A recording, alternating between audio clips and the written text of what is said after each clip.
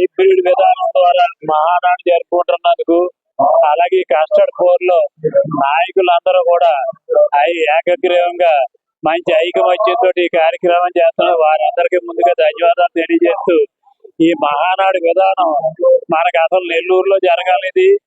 నెల్లూరు 500-600 కిలోమీటర్లు వెళ్ళి ఎంతో ప్రయాస కోర్చి ఇబ్బందులు పడాలి.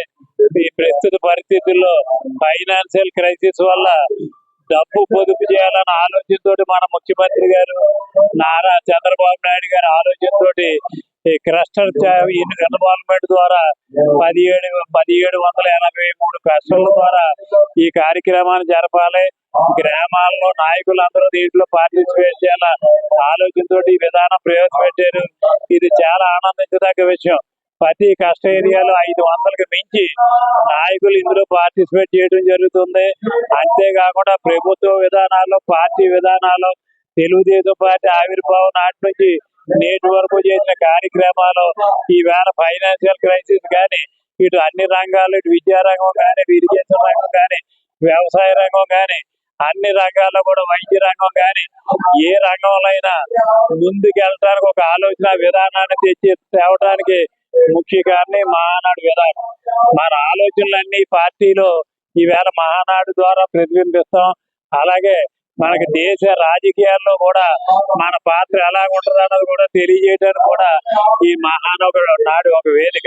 ఈవేళ మన ఎన్నికల మేనిఫెస్టోలో ఎన్డీఏ కూటమి ద్వారా 3 పార్టీలు కలిసి ప్రతిపక్షాన్ని లేకుండా చేయగలిగే ఈ మన పార్టీ విధానాలు, మన పార్టీ చేసిన సంక్షేమ కార్యక్రమాలు అన్నది మనం మర్చిపోకూడదు. ఎంచేదంటే ఈవేళ మహిళలకి స్త్రీ శక్తి ద్వారా అధిక శక్తి ఇచ్చి, అధికంగా ఐకమత్యాన్ని తీసుకొని వచ్చి, ఎందరినో నాయకులు చేసి, ఎందరినో మంత్రులు చేసి, ఎందరినో చైర్మన్లు చేసి, ఎందరినో జిల్లా పరిషత్తులు చైర్మన్ గా చేసి, స్పీకర్లుగా చేసిన ఘనత తెలుగుదేశం పార్టీకి ఉంది. అలాగే దేశానికే రాష్ట్రపతిగా పంపిన ఘనత తెలుగుదేశం పార్టీకి ఉంది.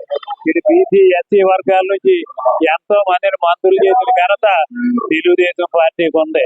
44 ఏళ్ల సుదీర్ఘ చరిత్రలో ఎంతో మందిని రాజకీయ నాయకులు తయారు చేసిన ఘనత తెలుగుదేశం పార్టీ. తెలుగుదేశం పార్టీ ఒక ఫ్యాక్టరీ, రాజకీయ నాయకులు తయారు చేసి ఫ్యాక్టరీ. ఇది వ్యక్తుల కన్నా కూడా పనికి వ్యక్తి విలువిచ్చే గుర్తింపున్న పార్టీ. ఈవేళ మన ఎన్నికల మేనిఫెస్టోలో స్త్రీ శక్తి ద్వారా అమ్మఒడి మన రైతు భరోసా ఇచ్చాం. అంతేకాకుండా ఇంట్లో పిల్లలు అందరూ చదువుకోవటానికి తల్లికి వందనం ద్వారా 2 చదువుకున్నా, 3 చదువుకున్నా మనం అందరికి ఫ్రీగా మన 15,000 రూపాయలకి ఇవ్వడం జరిగింది. అంతేకాకుండా ప్రతి ఎకరానికి నీరు, ప్రతి పొలానికి దారి అన్న నినాదం. ఇటు విద్యారంగంలో 15,073 పోస్టులు ఎక్కడ రికమెండేషన్ లేకుండా ట్రాన్స్పరెన్సీగా, నిజాయితీగా మెగా డిఎస్సి తీసిన ఘనత మన తెలుగుదేశం పార్టీగా ఉంది. అలాగే ఈవేళ గూగుల్ వ్యవస్థని, ప్రపంచంలో 2వ స్థాయి ఉన్నటువంటి గూగుల్ వ్యవస్థని వైజాగ్ లో తీసుకొచ్చి ఈవేళ ప్రపంచ దేశాల్లో నెంబర్ 2 స్థానానికి వచ్చిన ఘనత తెలుగుదేశం పార్టీకి దక్కుతుంది. అంతేకాకుండా రాయల్ ఎన్ఫీల్డ్ కంపెనీ కానీ, ఈవేళ సోలార్ విధానం కానీ, ఈవేళ వ్యవసాయ రంగంలో కూడా ఇటు ఇళ్ల కరెంటు కూడా సోలార్ విరివిగా ఉపయోగించుకొని ఖర్చు తగ్గించి రైతులకు పెట్టుబడి జరగాలి, ఇళ్ల కరెంటుకి తక్కువ ఖర్చుకు రావాలన్న ఆలోచనతో మనం సోలార్ విధానాన్ని ప్రవేశపెట్టడం జరిగింది. అలాగే రైతుల విషయానికి వస్తే మద్దతు ధర ప్రకటించాం, మద్దతు ధర పెంచుకుంటా వచ్చాం. ధాన్యం పట్టుబడి జరిగిన 24 గంటల్లో రైతులకు పేమెంట్ ఇచ్చి ఇలా ఘనత మనం సాధించుకోగలిగాం. అలాగే పెన్షన్ విధానం 1000 రూపాయలు ఒకేసారి పెంచి 4,000 రూపాయలు పెన్షన్ చేయడమే కాకుండా ఇటు సంక్షేమ పథకాలు, అలాగే ఉద్యోగస్తుల జీతాలు కూడా 1వ తారీఖు ఇచ్చి ఘనత మన పార్టీ పరంగా మనం సాధించుకోగలిగాం. ఈ పనులన్నీ చెప్పుకుంటా పోతే 44 ఏళ్ళ చరిత్ర చాలా ఉంది. ఇక్కడ 44 ఏళ్ళు మనం చేసిన పనులు చాలా ఉన్నాయి. ఏంటంటే ప్రతి గ్రామంలో హై స్కూల్ కట్టుకున్నాం, ప్రతి గ్రామంలో యూపీ స్కూల్ చేసుకున్నాం, ప్రతి గ్రామంలో ప్రాథమిక స్కూల్ కట్టుకున్నాం. అంతేకాకుండా జూనియర్ కాలేజ్ తెచ్చుకున్నాం, అలాగే డిగ్రీ కాలేజీలు తెచ్చుకున్నాం. నియోజకవర్గంలో అత్యధికంగా ఇరిగేషన్ ప్రాజెక్టులు తెచ్చుకున్న ఘనత మన నియోజకవర్గానికి దక్కుతుంది.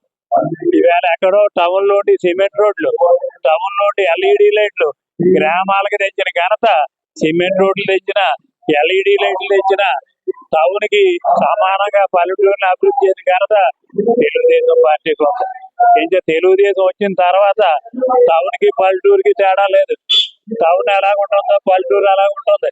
ఏ పల్లెటూరు చూడండి 4 అంతస్తుల బిల్డింగులతోటి ఈవేళ సామాన్యుడు కూడా లక్షాధికారి చేసిన ఘనత తెలుగుదేశం పార్టీకి ఉంది. ఆర్థిక స్తోమత పెంచాం, డ్వాక్రా గ్రూపుల ద్వారా మహిళా శక్తిని పెంచాం, మహిళల్లో పొదుపును పెంచాం, మహిళల్లో రిజర్వేషన్ పెంచాం. ఈవేళ మహిళలు కూడా ఏది రాజకీయ రంగంలో కూడా ఎమ్మెల్యేలలో కూడా మహిళా రిజర్వేషన్ కావాలని చెప్పి పార్లమెంట్ కి తీర్మానం చేసిన ఘనత మన తెలుగుదేశం పార్టీ.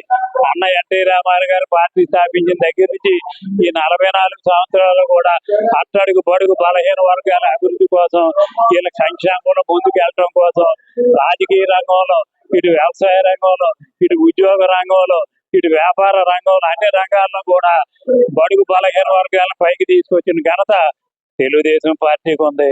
తెలుగుదేశం నాయకులుగా మనం గర్వపడాలి. ఈ పార్టీలు ఉన్నందుకు గర్వపడుతున్నాం.